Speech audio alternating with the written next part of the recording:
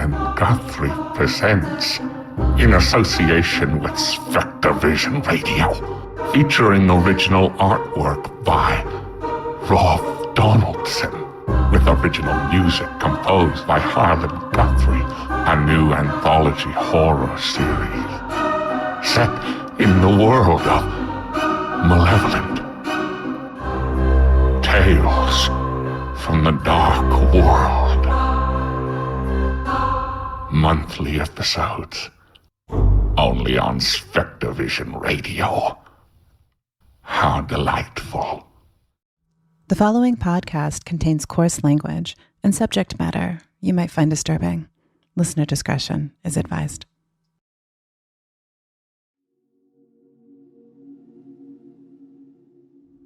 The world of the paranormal is fascinating. Like many of you, I'm addicted to the scary stuff, drowning in cult classics and campfire stories. It's a culture, and an infectious one at that, leaving you wanting to experience something of your own. It can lead you to dive deeper, ghost walks and paranormal investigations. You can expose yourself to parts of this world that are uninvited. They may be looking for you as hard as you're looking for them. For Leann, that nightmare became a reality. This story could scare the pants off of avid horror fans, so hold on to your hats. This is a creepy one.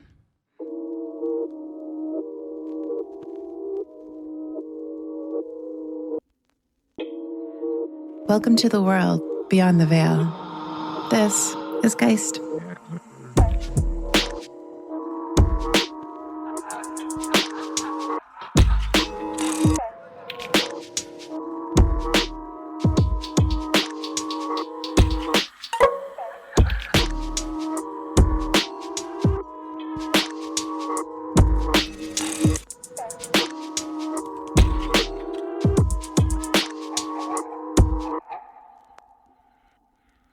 I figured it was worth submitting this story because it took me years before I was able to discuss this with anyone. I always heard that you shouldn't really dive into dark matters because it would give evil purpose. I had no clue what that meant. As a child, you're just innocent. You don't really know that when you do these things, you could stir things up or invite things in. I felt that I was never going to be able to speak about what was happening to me, strictly because people don't necessarily believe in these things and they think you're lying, they think you're crazy, and sometimes you honestly do feel like you are crazy. Really didn't want to talk about it because I felt like when I did that, I was going to allow whatever was torturing me for so many years to win and gain power and continue to torture me even more. Was never afraid of ghosts. I thought they were just people that were struggling to pass over, and you heard in the movies they just had unfinished business. So eventually they would pass over once they completed whatever they needed to do here. A few months back, I received an email from Leann. She had written a multi-page document carefully outlining her entire experience. After reading it, I was pretty shocked. I've never personally ever met anyone that's gone through what she's gone through. She's a pretty strong lady, and she hopes that her story can help others out there. Her ghostly experiences started out young when her family moved to an old farmhouse, which really sparked her interest in the paranormal. When I was in grade 6, we moved out to the country, out in Esker Center, Ontario. And I always felt some sort of presence in that home. As a kid, I had a lot of nightmares. I was really scared of the dark. I had a teddy bear, and I would play a game with him before I went to bed every night just to try to think of something happy. And you'd think you'd be crazy, but I just had this one game I just loved to play with my bear and make sure that I did it until I got tired and then would just go to sleep. I remember my room faced our backyard. It was about 2 acres, and I, at night, could never look out my window because I always felt like there was something there. As a kid, I thought maybe I was going to get a visit from a dog or a cat or a rabbit, just hoping to see anything that you missed. Leann's childhood perception of the afterlife changed once she witnessed the real thing. During the night, I woke up and I walked into the hallway, and things in the hallway were moving from one side of the room to the other. The pictures on the wall, there was a laundry basket, and the laundry basket would just slowly go from the left side of the room to the right side of the room. Leann told her mother. In the morning, she said those things were always in the same spot. Nothing moved. So, again, you don't really know. Leann let it go until one morning she came downstairs and noticed that her mother was struggling with something. One time in this house, I could tell in the morning that my mom was bothered by something. She was extremely quiet, and I asked her if she was okay, and she just didn't want to tell me. She said, "Everything's fine, don't worry about it." Eventually, she decided she was going to let me know, and she told me not to be afraid. She said every night when she went to bed, there was a woman standing in her doorway, and she would just cry, and she would cry for hours through the night. My mom would just ignore her and go back to sleep, but when she would wake up, the woman is still there, still crying. She said she didn't seem like she meant any harm. She wouldn't move. She would just stand there and sob uncontrollably every single night. I really wanted to know who this woman was, as I was so scared of the dark and the night. I just felt this urge to think, well, maybe I need to know more. I need to seek out who this person is, and maybe I'll see a spirit myself. One time I had a few friends stay over, and my friend Rusty, in the morning, looked extremely concerned. And he was sitting on the couch and staring at the floor. And I asked him what was wrong, and he said, "I don't know how to tell you this, but I woke up during the night and there was a girl sitting on your couch, a little girl, maybe 2 or 3, and she just kept crying nonstop." Uncomfortable, Leann retreated to the safety of a friend's house, or so she thought. I was a little uncomfortable to stay at home because now my mom has seen a woman crying and my friend has seen a child crying. Clearly something happened in our home. I went down the road to my friend Matt's house and stayed at his house. Around 3 a.m, I woke up. He was sleeping on his bed and I was on the floor. I kept hearing this scratching sound on his bedroom door. There was a little shadow along the bottom of the door going back and forth, and there was a hall nightlight, so you could see the shadow just going back and forth, back and forth. There was this growl sound coming from behind the door. It went on for over a half an hour, and I just didn't want to open his door. I didn't know if he had animals or anything. That morning, I went downstairs. All his kitchen cupboard doors were open. And I was like, oh, that's weird. So I went over and I started closing them. Just as I was finishing closing them, he came downstairs and I said, "Hey, your cat was trying to get in the room last night. It was scratching the door, pacing back and forth and growling." He looked at me and said, "I don't have a cat." I immediately stopped closing the cupboard doors and I went home. I talked to Matt. I remember talking to him maybe a month later because I was kind of a little disturbed, obviously. So I talked to him and he said that his parents had put an addition on his home because his house was haunted. So the only place that this spirit didn't go in his home was the addition they made, which was like a tiny little living room and sitting area. But he said that he didn't want to scare me because he knew I already had this crazy experience at home.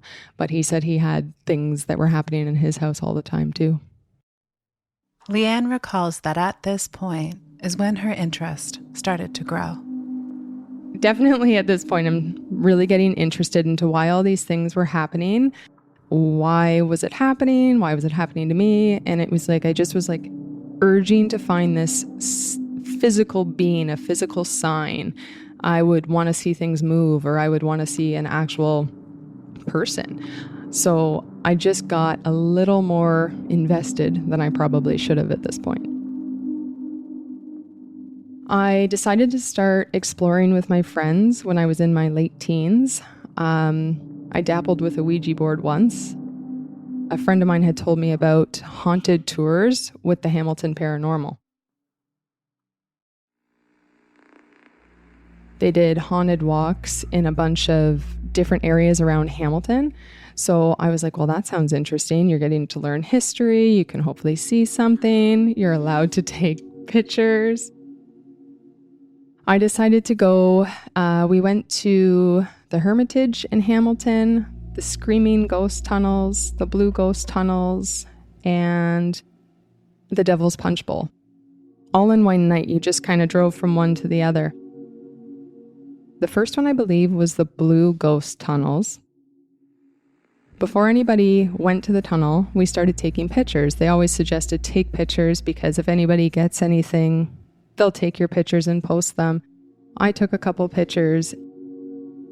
In between stories, Leann reviewed her photographs. And to her surprise,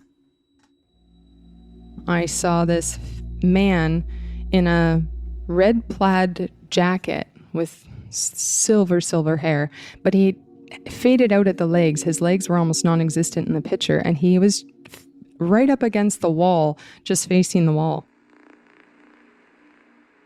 I thought that's pretty cool, but I did not go into the tunnel because I was a little hesitant.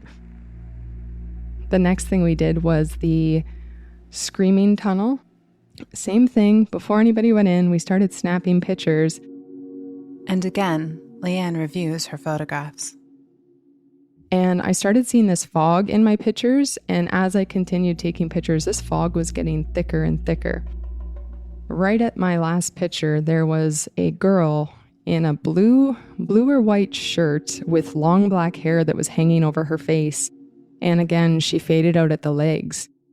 And it was like she came from this mist in the pictures and completely gave me chills. Everyone that looked at my cameras was just completely shocked and couldn't believe I even saw that. I got this thrill of excitement that I finally am starting to see spirits. So maybe this was the beginning to something more for me, and I didn't get scared. I was more intrigued. Leann's intrigue started to feed her nightmares. After doing and dabbling with hauntings and paranormal stuff, my nightmares started turning into night terrors. The dreams were getting extremely dark and so vivid. I can tell you 50 of them now. I remember every detail and every gruesome part of them. Every dream had torture or death in it. That's when I started experiencing sleep paralysis. Sleep paralysis is a state during waking up or falling asleep in which one is conscious but unable to move or speak. Episodes generally last no more than a couple of minutes, but those minutes are terrifying. They can happen to anyone, even people that don't go to haunted locations. Sleep paralysis is terrifying to begin with. You can open your eyes and think you're awake, but you're still not moving and you're still screaming, but nobody can hear you. So you literally feel trapped and you really don't have any way out. Although Leann's experiences were creepy, she thought her nightmares and sleep paralysis were just a result of exposure to haunted talks and locations. She was having fun with her friends. They enjoyed scaring themselves and thought there was no real harm in it. And then Leann visited a location that changed everything. This night, I'll always regret. I let my curiosity go way too far, and I opened a door that haunted me for the next 20 years of my life. My friend told me about an old church in Stony Creek that was going to get torn down in the morning, and he wanted to go check it out before it was gone. So I said, yeah, why not? And I knew exactly what church he was talking about. We drove by it all the time to go to school or go visit each other. They wanted to do their own little ghost walk, they called it. So I said, yeah, of course, let's go. We had one mutual friend, his name was Adam. Adam had psychic abilities and was a medium, but he didn't do it for people. He just had this ability to see and speak to spirits, and he wanted to come and join us that night. So I was super excited because I'm like, this is great. We're definitely going to get something tonight with this guy joining us. We got together at Frank's house first. We gathered cameras. Adam had some sort of electronic device to hopefully catch a voice, but I didn't play with that. I just brought my camera. So they head over to the soon-to-be demolished church. We went around 1 o'clock, and they say usually you're going to see spiritual activities between 1 and 3 a.m., so that's when we decided to go. I remember standing outside the church, and I was looking in all the windows. All the stained glass had been removed from this church, and all the pews had been taken out. When you looked in, it was just an empty shell, really. The walls were kind of torn looking. There were some pictures left on the walls, but not much. The floor was crumbling. Basically, it just looked like they were getting it ready for demolition. And it was a very, very old church. So we spent probably 20 to 40 minutes looking around through different windows, getting pictures from all angles, hoping we would see something. Adam, while we were doing this, was out in the back cemetery. You could see the cemetery, but it was pretty dark, so he was a pretty good distance away from us. 15 minutes or so later, all of a sudden, like, you couldn't even hear our footsteps anymore. Everything just went dead quiet. There was this pack of coyotes that started howling, and they sounded like they were right beside you. You hear footsteps coming, and they are coming fast. It's Adam, and he is running from the cemetery, telling us that we need to leave, go now, get out, go.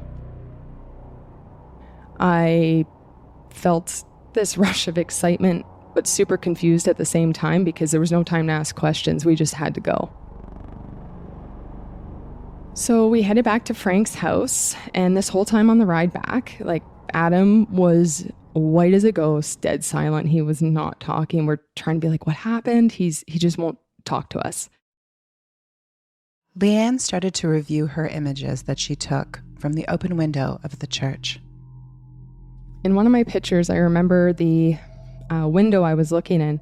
I saw this silhouette of a face over the door.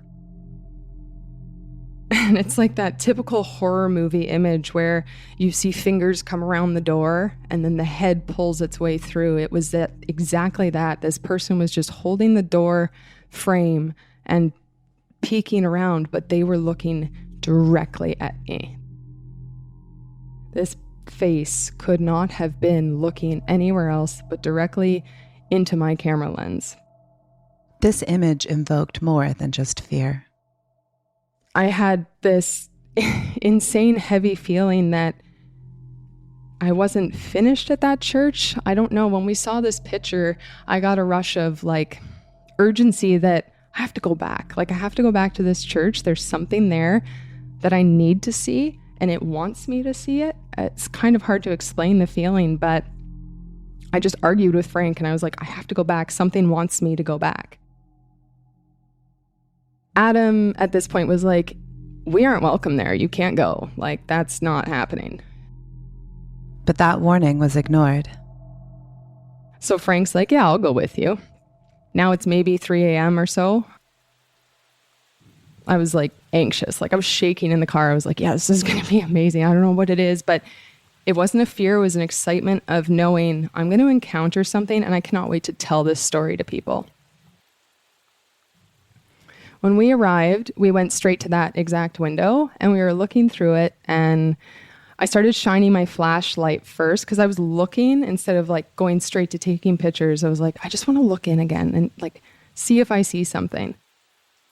Right in the center of this church where the ceiling came to a point, there was a broken beam and it was hanging from the ceiling, and I was shining my light on it, and I just quickly thought, like, that thing just moved.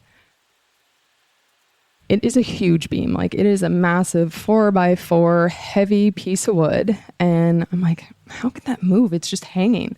So I told Frank to take a look. And as soon as he did, this beam just shifted. It went from the middle, pushed over to the left, sat completely still on this angle, and then came right back, dead set middle, and stopped. Wind could not push this thing. This was moved. Something moved this beam. I looked at Frank, he looked at me, and he was like, okay, like, we need to get out of here right now. I couldn't have agreed more. We were in the car. I think it was one step from the church to the car. I just leaped, like, it's time to go. Whatever was at that church didn't want to let go so easy. We got back to Frank's house, and I unfortunately felt very sick. Excitement went from, cool, I had an experience, to, oh shit, I just had an experience. I live 20 minutes away from Frank, so I was like, I need to go home. But on her drive home, I had to pass the church on my way home, so I drove past it. As soon as I passed the church, I felt like my seatbelt just decided to strangle me. It got so tight, that feeling, you know, when you hit the brakes and it locks. It was that feeling, but pulling. There was a force squeezing me in my driver's seat. I remember like this absolute struggle to breathe. And I was like, okay, you're just panicking. Just breathe. You're fine. But I knew something was wrong. And I called Frank. I will not hang up this phone. I need to stay on the phone with you. I said, because something's wrong. He passed the phone to Adam. And Adam says to me, you took someone home with you from the graveyard. They've attached themselves to you, and they attached themselves when you left. I didn't actually think I heard him properly when he said it. I said, what do you mean? Like, that's a thing? Like, this is like possession stuff? Like someone's with me? When you get home, before you even go in your house, you need to tell whoever is with you that they are not welcome in your home. They need to leave, and they need to leave now. There's this feeling of regret. I shouldn't have done this. I don't know what to do. I'm starting to feel even more sick. I sat in my car, took a deep breath, got out, and I felt like, I don't know if my arms were, I don't even know how I got my seatbelt off, because like you're just scrambling in complete panic. I got out of my car and walked up to my front door, and I was like mad. I said, you know what? You are not coming in my home. This is my home. Whatever you are, you need to leave. And I felt this release on my chest, and I was like, oh, it left. I went inside. I slept with my lights on. I kept my friend on the phone. I fell asleep, but we had kept our conversation still going. Around 6:30 in the morning, I hear my friend Frank on the other end. He says, Leann, you got to wake up, Leann. I wake up. It's still dark. I have no idea what's happening. He said, you're not going to believe this. He's like, I just left for work and drove past the church. He goes, every single window is boarded up. It's completely closed up. This really shocked Leann, as 3 hours before, they were looking through open windows at the church. I made him repeat that probably 20 times. I said, what are you talking about? That's impossible. Like, there's no way. He goes, I'm not kidding you. He goes, everything is completely boarded up.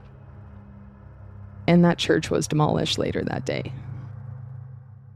So after that experience, we decided, I'm done. I'm never dappling with anything ever again. I'm not interested in conversation. I'm not interested in the haunted walks. I am never going to look for something ever again. Leann kept her word. She stopped all haunted activities. But something kept telling her this is not over. After that night, I noticed my night terrors were getting insanely bad. They went from nightmares that woke me up for a little bit to night terrors where I had nothing but visions of death, torture, and pain. She came to realize whatever attached itself to her at the church never left. It started to reveal itself in her dreams, and for the next several years, it tormented her. You start to get used to not sleeping. You go into this zombie state, I call it, where you're just afraid to fall asleep at night. You wake up and you can remember every detail of these night terrors, and you know something's trying to get to you, trying to kill you. It's trying to kill anybody around you just to get to you.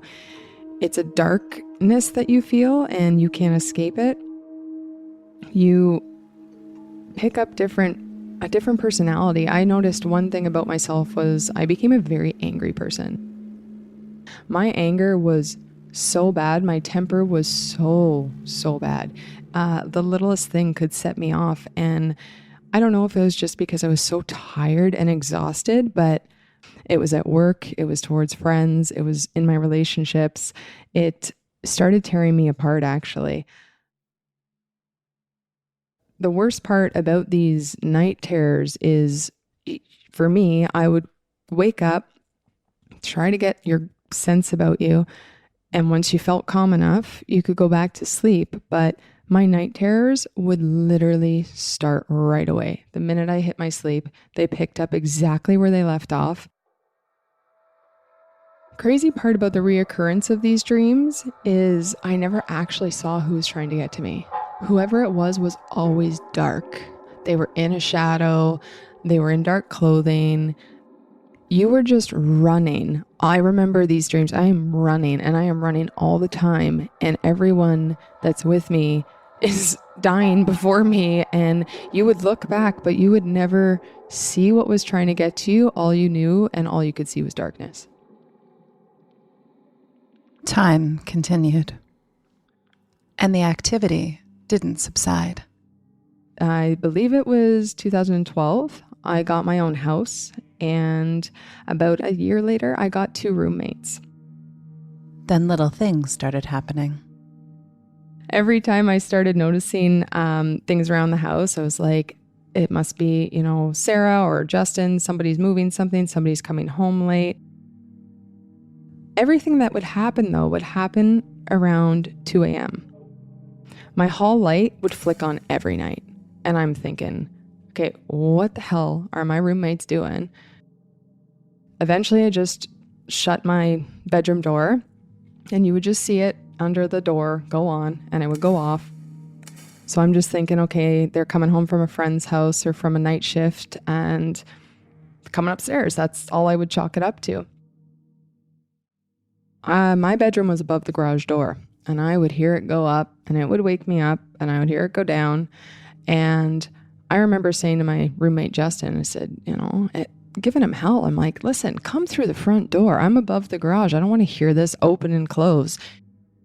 After confronting Justin, Leann came to learn that it wasn't something he ever did.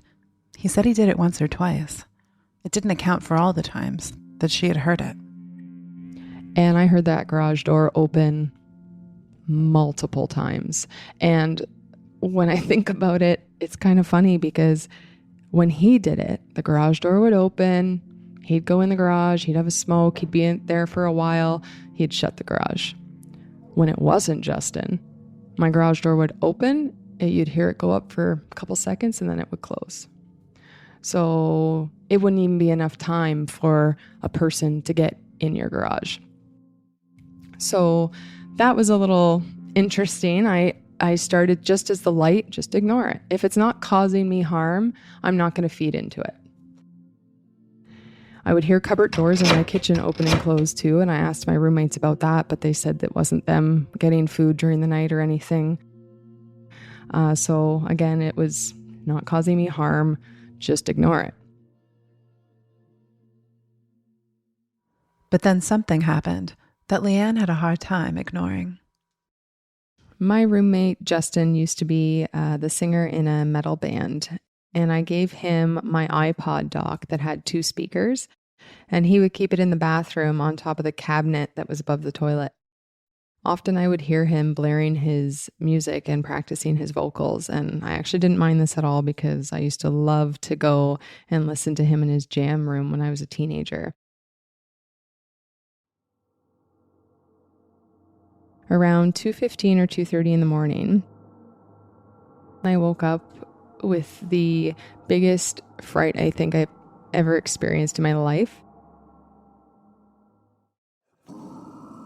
There was this blaring music so loud that literally my skin was vibrating, and I could feel every beat of the bass, and my heart was just pounding. And it was the most satanic death metal music you could imagine. Wanted to go and strangle my roommate, thinking, what the hell are you doing playing this music this early in the morning? I yelled his name over and over, and obviously, you couldn't hear me. The windows were actually shaking. It was that loud. I got up and I walked down towards the hall to the bathroom where the iPod dock was, ripped the door open, expecting to see Justin there. No Justin. Just the iPod dock blaring this demonic music. I look at the iPod dock and there's no iPod on it. I did a double take and I just stared at it. I ripped it right off of the cabinet and unplugged it and I remember just throwing it into the sink. But I knew that music felt like something was trying to communicate with me. And whatever it was the purest form of evil. I never wanted to reach out for help because I didn't want to give this paranormal, whatever it was, evil spirit, any power over me. So I didn't want to talk to it. I didn't want to say anything. I just chose to ignore it. Again, you don't talk to people about it because people don't perceive these things well. They think because it's never happened to them, it can't be true, or you're just crazy. And the hardest part is you don't know how to make it stop.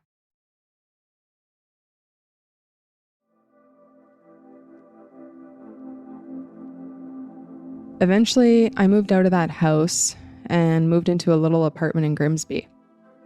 I still had a lot of night terrors, but I didn't seem to have anything so bad that it would wake me up in that state of fear. Met someone about a year later, and as we got to know one another, I began to share with him all the weird things that happened. Mark came from a Christian family. When Mark would hear me talk in my sleep, he said that sometimes he could hear this panic muffling sound in my voice, and it seemed like I would be struggling to breathe in my dreams. Although she wasn't sure if it was because she started a new relationship, something had shifted, and it wasn't for the better. One night, I remember Mark working late. He worked at a club, so he would be gone quite late, sometimes getting home around 4 or 5 in the morning. This one night in particular, I truly do feel like I met the person that had been torturing me for all these years. There was a woman in my dream, and she was mumbling. This is the first time I've had a dream where it was actually my surroundings. My actual room was in this dream. So in my dream, she was sitting in a chair in my room. She had long hair hanging down over her face, and she was in a white tattered gown. She looked cold and very old. Her skin was wrinkly, and she was mumbling, but she sounded so stressed and actually really sad. I felt a fear about this woman, but I felt this curiosity that I had to go and see if she was okay. So she was whispering, and I could hear her, and I felt this need to get up and walk over to her and listen carefully to what she was trying to say. In my dream, I walk over to the chair. So I get out of bed, I go around the bed, and I walk over to her, and her whispering became a little bit louder, like she wanted me to hear her. So I leaned my head in towards her. I got close enough to her that I could physically feel her breathing on me as she was mumbling. And within a flash of a second, she grabbed onto my wrist so tight. Her head shot up. Her eyes and her mouth were these large, black, empty holes. She got 2 inches from my face, and she let out the most horrific, blood-curdling scream I've ever heard. Leann wakes from her dream.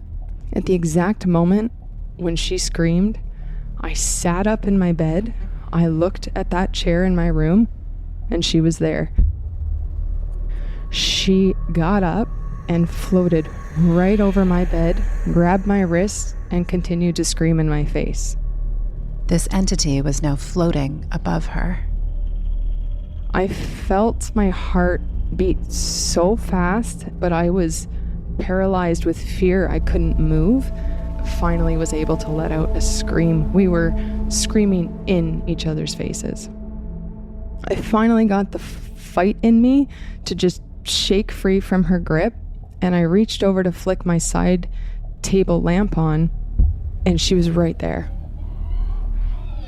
This woman was as real as anything I've ever seen. She floated right back to the chair, sat down, and then just disappeared.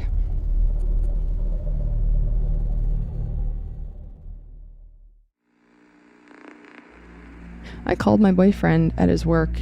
He actually got frustrated because he's like, "What are you trying to say?" Like, he didn't understand. I just knew, you need to come home. You need to come home now. Whatever was in my dream was so real. I knew that she would be back. The worst part about those night terrors and them being reoccurring was she was now in them all the time. There was a growing concern amongst Leann's friends and family, but her boyfriend had had enough. At this point, my boyfriend went from concerned to frustrated and mad. He was like, "This is just ridiculous, and I'm done. I'm done seeing you get tormented. I'm done having this evil haunt you." He goes, "I don't know what I need to do with you, but you're coming to church." I wasn't sure how I felt about that. I had this belief, like, if God was real, he wouldn't do this to someone. He wouldn't let these things happen to a good person. But it became very clear that I needed help. Mark went to a church in St. Catharines. He assured me this church was going to be different, and he wanted to bring me, and he just told me and encouraged me to give it a try. Really, at this point, what do you have to lose? To Leann's surprise, this church was very different from any others that she had ever attended. You were allowed to have tattoos. Some people had toques on. People were wearing jeans. And I just remember feeling like, I can't believe no one here is, like, no one was judgmental. Every time I went, I could not stop crying. I just realized, like, I did need this place more than I thought. But my demons that were haunting me were mad. My night terrors got so much worse. There was panic because my airway would literally start closing. I was making something angry. It did not want me to get help. I decided that this church wasn't just a place I needed to go. It was a place where I needed to talk to somebody. If anybody could help me, it was going to be them. It could help me figure it out. Leann's pastor's name was Mike, and he solicited help from other members of the church. One of the pastors set me up with a spiritual counselor. Her name was Cookie. Cookie helped guide her down the path she desperately needed to take. After a couple months, I became more open to receiving help because I didn't want to feel tortured anymore. It was a long road to get the relief I was seeking, but it was a progress that I was starting to learn and starting to understand that you can actually defeat your demons. If they woke me from my sleep, which they still often were doing, I would tell them to leave. I would start to tell them how unwelcome they were, that they had no place in my home or in my thoughts, in my dreams, purely weren't welcome. I didn't believe in them, and I didn't believe in the evil they brought with them. And Leann's nights began to improve. After a few months, they were starting to get better. I was able to fall back asleep without my dreams continuing. That on its own was a huge success for me. Mike and Cookie decided to get further invested. They decided they needed to come to my home and bless me in my home. They went into all the rooms that I had issues in and blessed them with prayer. They also asked me if I had anything in my home that could have evil attached to it. I never thought about that, but I'll go through stuff and get rid of things, maybe pictures from my haunted walks. Maybe those had things attached to them. I never thought about it. The cameras that I took pictures with, never thought about it. Any books, anything that seemed dark. So anything I had, I got rid of. After this day, my night terrors continued, but I felt I was more in control and I was able to wake up confident. Instead of scared, getting mad is a big difference. I was able to wake up and be like, oh no, get out of here. And I'd be able to go back to sleep. They felt that there was one last piece of the puzzle missing. Mike and Cookie made a suggestion to me that I never would have thought of on my own. They asked if I would get rebaptized. Again, what do I have to lose? I'm going to do it. My day came, and Mike decided he was going to be the one who was going to baptize me. Right before he leaned me back to put me under the water, he said to me, "Everything that has tormented you for your entire life will be left in this water, and you will be coming up brand new."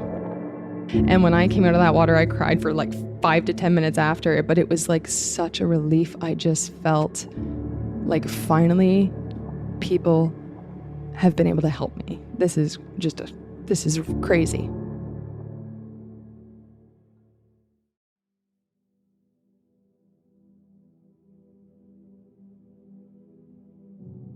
Every day since that day, I felt stronger, strong enough to share this story where before I would be terrified to. I know if I go to bed with any sort of uneasy feeling, I know what to say to make that feeling go away. The day I sent this story, that woman came back. I rolled over and it was 2:42 or something in the morning, and she walked right by my door. And I remember, it's like, no, not today, not again, never. And I just pretty much laughed and went back to sleep. I can happily say I have never had a night terror since. I sleep like a baby. I enjoy my sleep, and I'm grateful for everyone that helped me, and I'm grateful that I can share this with people and hopefully help someone out there that might be struggling understand that if you change your mindset, you definitely can get through it. It actually was a friend of mine that told me to come and talk to you, because she's like, you have to tell people this. And she's probably maybe the second person I think I've ever told this whole story to. There's so many people out there afraid to talk about this, but it's like 100% understandable. It is such a fabulous feeling knowing that now I can share this story and I have zero fear. I'm sure I'm going to sleep great. I'm actually very excited that somebody out there could possibly change their life because of my experience. A very special thanks to Leann for sharing her story.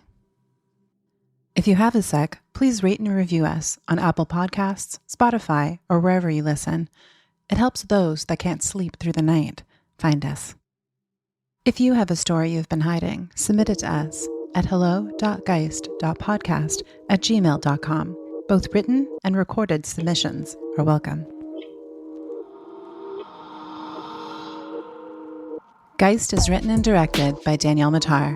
Original music and FX by Beau Jensen. Geist is mixed and mastered by Adam Esker. Logo by Jake Carruthers.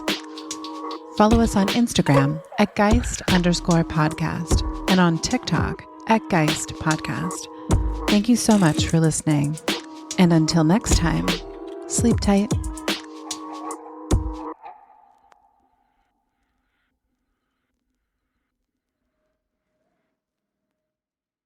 Now receiving frequency transmission.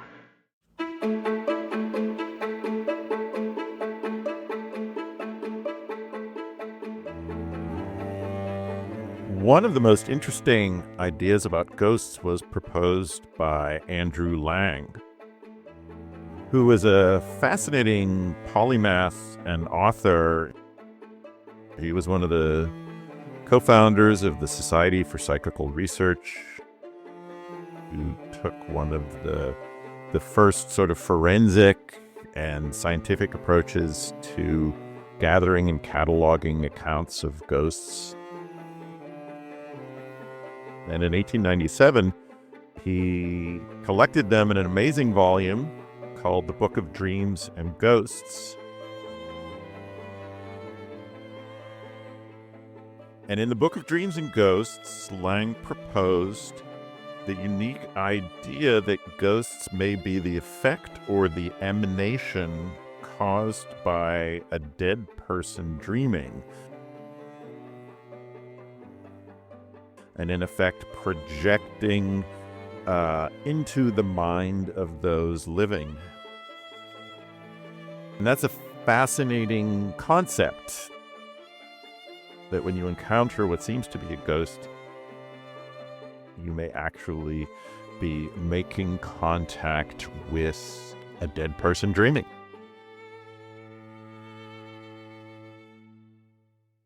Transmission complete. Stay tuned to Spectrovision Radio. Stay.